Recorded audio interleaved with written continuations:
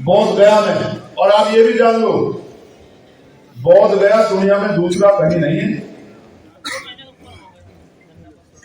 बोध गया एक ही जगह पे है, गया में एक ही स्थल है जहां भगवान बुद्ध ने ज्ञान की प्राप्ति की, इस दुनिया को जाना, इस दुनिया के सच को जाना और सच को बताने के लिए, यानी कि मानवता के हित के लिए देश में निकले। आज ये महसूस करो, अभी वक्त का इश्यू आया था, मुस्लिम भाई कह रहे थे कि भाई हमारी कमेटी में, वक्त की कमेटी में किसी और को न डाला, इससे हमारा नुकसान होगा, कॉन्फ्लिक्ट पैदा होगा। और मैंने उसका पार्लियामेंट में विरोध भी किया, बहुत ज्यादा शानदार विरोध किया, जितनी क्षमता की उतनी क्षमता से किया। लेकिन मैं इसका उदाहरण आपको बताता हूँ, वक्त की जो बात आई, इसका उदाहरण आप यहाँ देख लो, बोध गया उस कमेटी में पीछे बुद्धिस्टों से ज्यादा अन्य धर्मों के लोग जाते हुए हैं। तो हालात ये है कि बुद्धिस्ट अपनी धार्मिक उपासना को भी वहां आराम से सम्मानपूर्वक नहीं कर पा रहे हैं, अपने सांस्कृतिक कार्यक्रम को भी सम्मानपूर्वक नहीं कर पा रहे हैं। अगर सोचो जो वक्त में दिया, कल आपके यहाँ भी होगा, मेरी बात को याद रखना, हम तो दूर तक सोचकर जानते हैं, बारी बारी करके नंबर सबका आएगा, हमारा आगे आपका आया है, फिर जैन भाइयों का आएगा, सिख भाइयों का आएगा, ईसाई भाइयों का आएगा, एक एक करके सबका नंबर आएगा।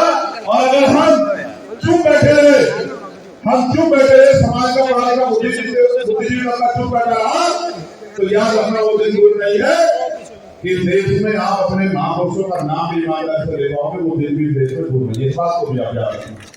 तो इसलिए प्यारे साथियों, मैं क्योंकि प्रमुख सम्मेलन है, तो मैंने प्रमुख जनों से जो हालात यहाँ है उसके बारे में अपनी बात रख दी।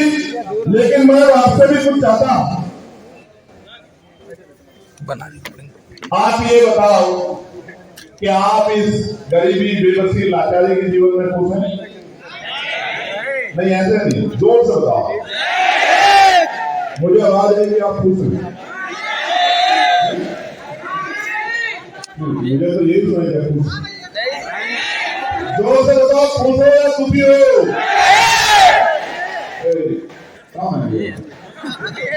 इसका मतलब कुछ लोग नहीं बोल रहे, ऐसे मुट्ठी बनते हो यार। जो लोग दुखी है वो मुट्ठी ऐसे बंद करके रखो, और जो लोग सुखी है वो मुट्ठी खोल लो।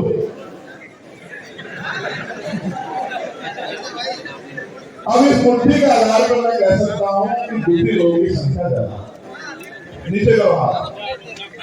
प्यारे साथियों, जो पदाधिकारी कार्यकर्ता यहाँ, उनके लिए एक विशेष संदेश मुझे देना।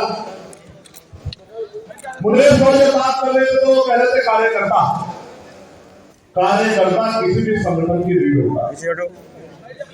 आज अगर हम लोगों की बात को सुना जाता है, आज अगर हम लोगों की बात पे कार्य किया जाता है, तो उसके पीछे कौन है आप जानते हैं?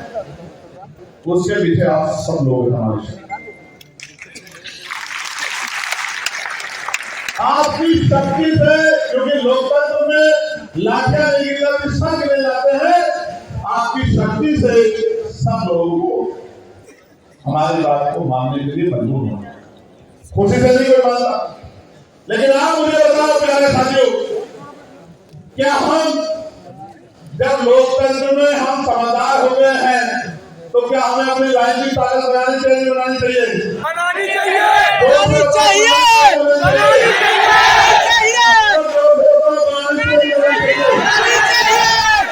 अगर आप कह रहे हैं बनानी चाहिए तो मुझे ऐसे कर दीजिए, चाहिए नहीं चाहिए, कंफ्यूजन ना हो जाए ना। तो बनानी चाहिए, तो बनेगी कैसे? बनेगी ऐसे जब हर एक व्यक्ति अपने आप में चंद्रशेखर आजाद बन के, और जिस तरह से 8 घंटे हम लोग पेट पालने के लिए मेहनत करते हैं, ना हिलाओ यार, लोग अपने गांव में जाते हैं, घर घर जाके इस संघर्ष को, इस आंदोलन को, और किस तरह हम अपने जीवन को खुशहाल कर सकते, इस बात को जाके